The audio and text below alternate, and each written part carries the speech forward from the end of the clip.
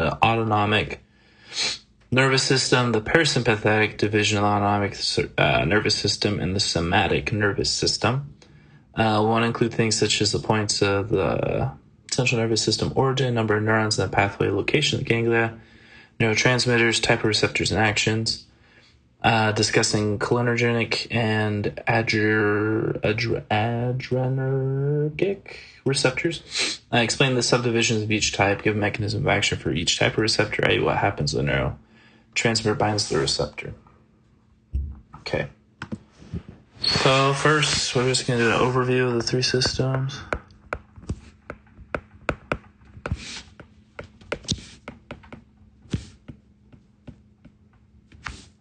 Systems. Okay. We'll go feature.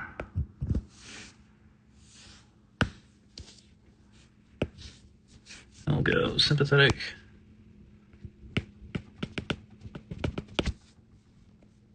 We'll go para. Sympathetic. And then the somatic. Okay. Let's turn my volume. Okay, so we'll do function first. Function for the sympathetic nervous system is a fight or flight, prepares the body for stress or emergencies. There's a nickname, fight, flight, freeze. That's what we don't want to do on the test. And then, yeah, prepares body for stress plus emergencies. Okay, and then we have the parasympathetic division. That's what we're talking about. Number neurons. So we went over in class. See, for CNS origin, that's grateful that, and for parasympathetic and sympathetic, we do not automatically control, and for a good reason. It would be pretty unfortunate if I had to think every single time that I want to breathe. So I'm grateful that it does its own thing. The nerves are pretty cool. Oh, not skeleton, skeletal muscles. Okay. We'll go CNS origin. Okay, so for here we're talking about the thoracolumbar region. So we're looking T1 to L2. For parasympathetic, we're talking craniosacral region, which craniosacral region. Craniosacral, we're talking cranial nerves. Cranial nerves that we went over in class were 3. What was it? 3, 7? Yeah, 3, 7, 9, 10. 3, 7, 9, 10. And then also S2 to S4. Okay. And then with the somatic nervous system, its origin, we're talking motor cortex, brainstem, and spinal cord.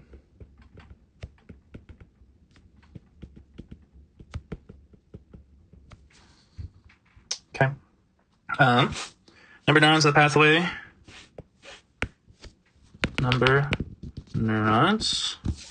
So number neurons in the sympathetic, it's a 2-neuron pathway, pre-post-ganglionic. 2-neuron pathway. And then same for the parasympathetic to, that's fine, I just said spell at that time. 2-neuron pathway. We're just gonna go pre-post because I don't want to write all that out. Okay, somatic nervous system is unique where it's just a single neuron from the CNS to skeletal muscle. Single. My lamp keeps on shaking, and that hopefully it's not being picked up because that's got to be annoying. Actually, I'm just gonna move it. Cool. Single neurons, CNS to skeletal muscle. Okay. Now we'll go location of the ganglia.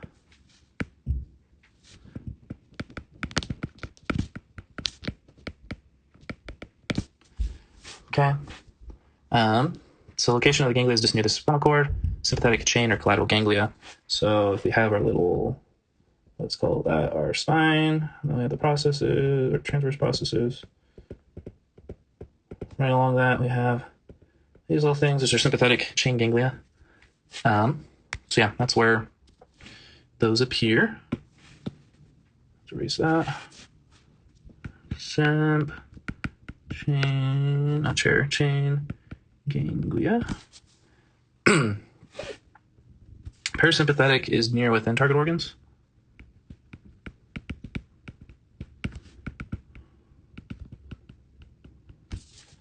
And then with there's obviously no ganglia because these innervate directly to the muscles.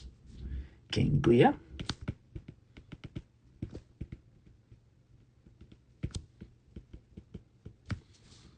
Okay, we're going to talk neurotransmitters next. Actually, let's take a pause. So, with our central nervous system, we're talking about innervating sweat glands, reticular muscles. Those are the little. So we have our skin, epidermis, then we have the dermis. So right here we got our sweat gland, blah, blah, blah. And we have a little hair. No, Siri, I don't want help. So there's a little protein right here. Reticular causes these to stand up, and then we get our little goosebump boys when our sympathetic nervous system kicks up. It's, what's it called? Not vestigial. Maybe it is. No, it's just kind of useless. I think we got over generations of evolution, but we don't have as hairy as we used to be, or as our other ancestors. But anyways, and then it'll also innervate capillaries. The important thing is that spinal nerves, they don't innervate body cavities. So that's why we have the pre and post neurons to be able, or pre-ganglionic and post-ganglionic, so they can be able to get into those separate areas. T1 to T6 will be innervating all the organs above the diaphragm, and then the rest will be below the diaphragm. These individual nerves will travel in bundles. These bundles of the sympathetic nerves are called sympathetic neurons. Sorry, sympathetic neurons are bundle of sympathetic nerves. Backwards, crazy naming. But yeah, so our spinal and our sympathetic, those are both synapse at the chain ganglia. The one with the spinal cord going down, these little guys, they'll synapse there.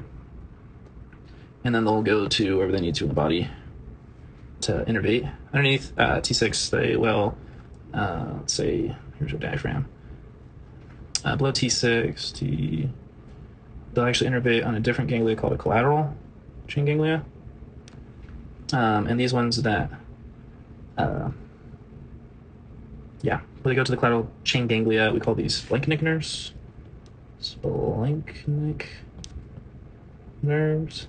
And then there's a separate kind where this neuron, or the postsympathetic neuron, it won't synapse. It'll go directly to the adrenal gland and the kidneys to release epinephrine. So that's fun. So with these ones, sympathetic nerve chain ganglia. Parasympathetic, they have a short terminal ganglia where it's the flip-flopped for sympathetic neurons. Yes. So yeah, it's kind of fun. Anyways, so NT is going to be what we use for neurotransmitters. For sympathetic, the preganglionic will be acetylcholine. Postganglionic is mostly norepinephrine. Some acetylcholine, for example, with the sweat glands. We'll go pre, and then NE, norepinephrine. Or norepinephrine, sorry, not nepi. Norepinephrine. Some ACH on sweat glands. Zoomed out too much. Cool. For our sympathetic, the pre will be acetylcholine. Post will also be acetylcholine. And then for somatic, it's acetylcholine. For types of receptors is where we're going to go next. Messed up my chart. So receptor type. So we're going to have adrenergic.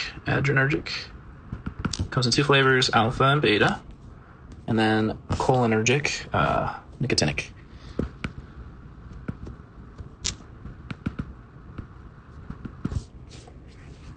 For parasympathetic, we're just going to see cholinergic, specifically nicotinic, and muscarinic. For somatic, we're just going to see cholinergic, nicotinic specifically. So, yeah. From there, we'll do the effects on target tissue. Or sorry, target organs, not tissue.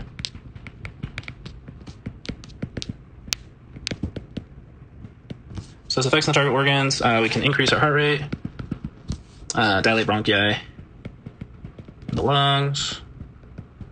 We can inhibit digestion, inhibit, digest, breathe, and then and E is alpha and beta. And then cholinergic, dilate bronchi in the lungs. We can inhibit digestion, inhibit, digest. We can dilate pupils and increase blood glucose via our liver releasing glucagon into the bloodstream, so we get some blood sugar.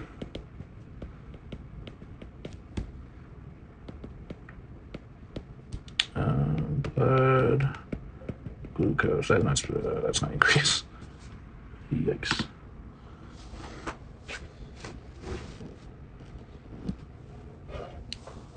And then for parasympathetic, since what comes up must come back down, we can just do those. Just kind of the opposite. We can decrease the heart rate, constrict the bronchi, stimulate digestion, constrict pupils. Here we're causing voluntary muscle contraction. Sweet. Okay, now we're going to talk about cholinergic and adrenergic. Dilate bronchi, cholinergic receptor. We'll call that N. So it's found in the autonomic ganglia, both in the sympathetic and the parasympathetic, and also the neuromuscular junctions of the somatic nervous system.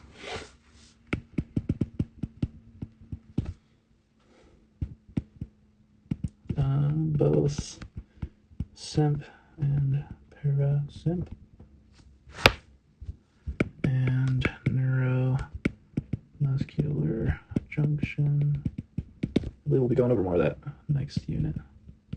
It's just kind of an intro. So mechanism of action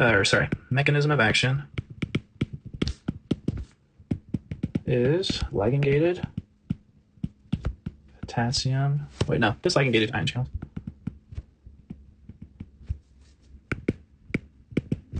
Yeah, so there's a brief overview of sodium. Enters the cell, causes a depolarization. That's supposed to be an I. Which then leads to an excitatory response. Cool. Second thing we're going to talk about is muscarinic.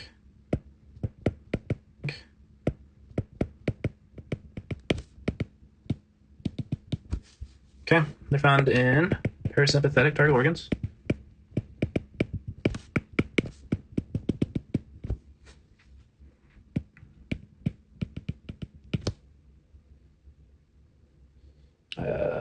I've drawn that up. GPCRs. Okay, they'll activate intra.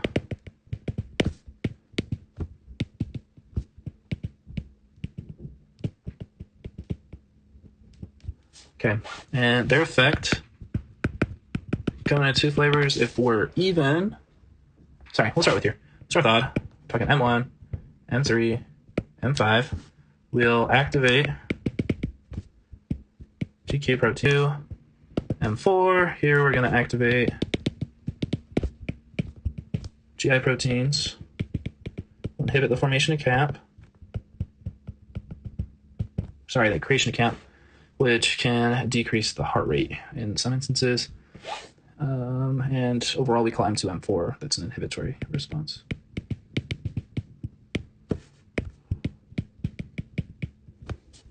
The other type, I still can't say, adrenergic.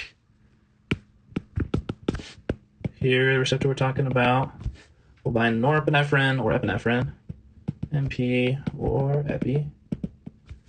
So it's found only in sympathetic target organs. First flavor we have alpha receptors. Alpha, so that's fun. We have alpha 1 is one of them. So alpha 1 will increase intracellular calcium, which will then cause smooth muscle contraction, vasoconstriction. Alpha 1, we're talking blood vessels, is one of our options. So if we have a drug that will cause an alpha 1 agonist, then we'll see vasoconstriction, which can lead to an increased blood pressure. Smooth muscle contraction. Okay. Another flavor we have is alpha 2. Alpha 2 will decrease CAMP. Decreasing CAMP will inhibit norepinephrine release. And here we get an example of negative feedback. So decrease camp. That's not how you do camp. Cyclic CAMP.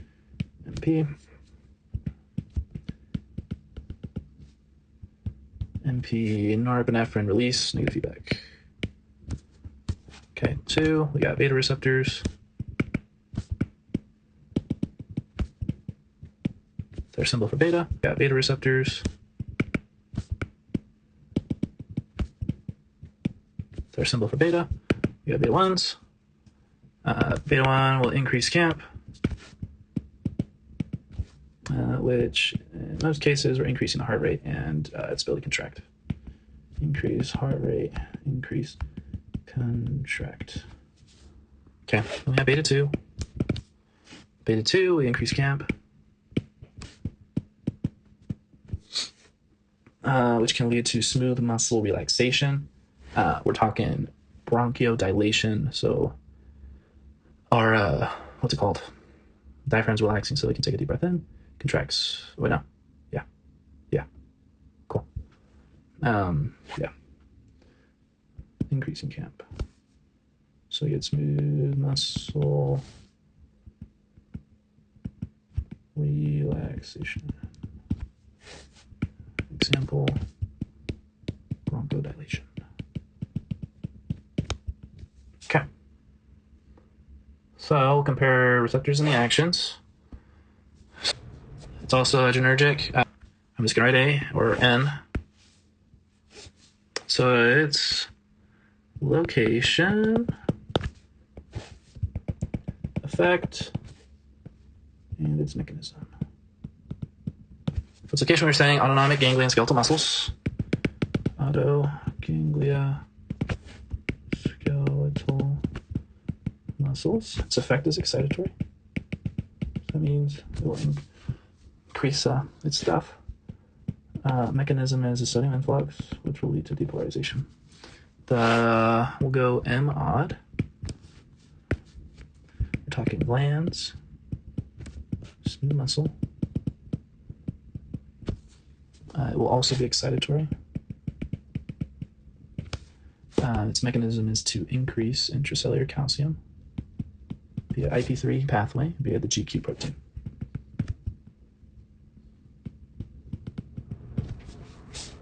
Okay, we got M even, and we're talking 2, 4.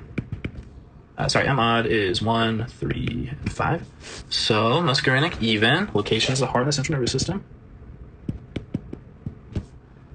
We have an inhibitory response, and we decrease camp. Okay, we have alpha 1, adrenergic. So we're talking blood vessels, smooth muscle.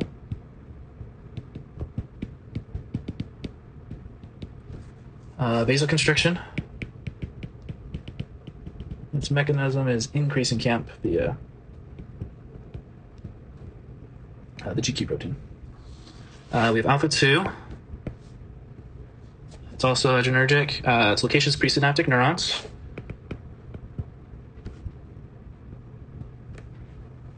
It inhibits norepinephrine release,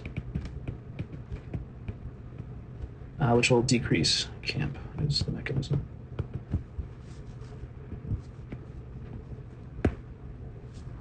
Okay, we got beta 1. Its location, heart. It will increase heart rates and force contraction.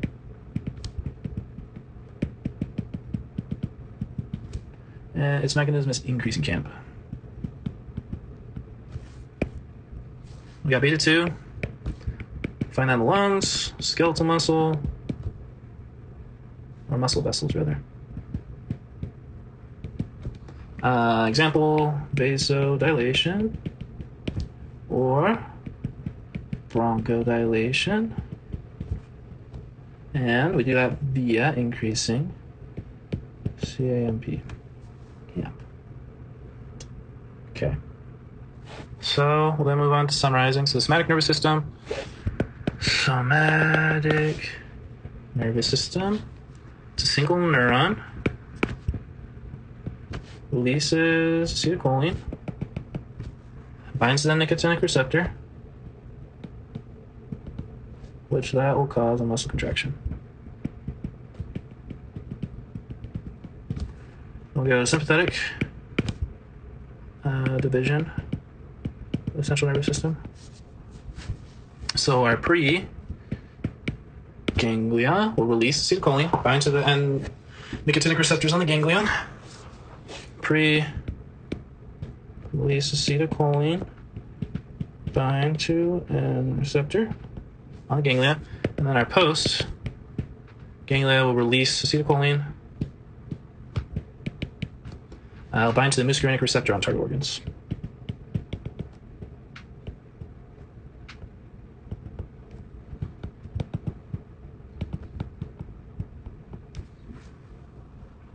Okay, the effect on that will slow the heart rate, increase digestion, and constrict pupils. So we're seeing more of the parasympathetic rest digest kind of effect.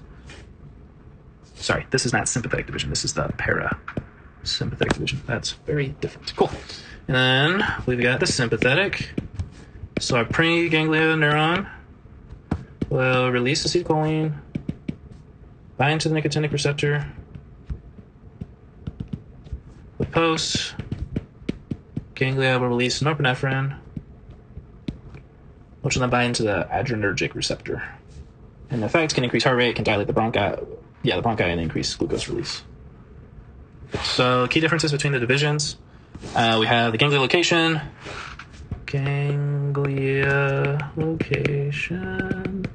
This is key differences between the divisions of the central nervous system. So sympathetic, its ganglia locations near the spinal cord. For parasympathetic, it's near inside target organs. Sorry, parasympathetic. I keep saying sympathetic. Near or inside. And then the somatic, it does not have any ganglia. Neurotransmitter, NT, norepinephrine, most on the postganglionic, acetylcholine's on all, and acetylcholine. For the receptor type,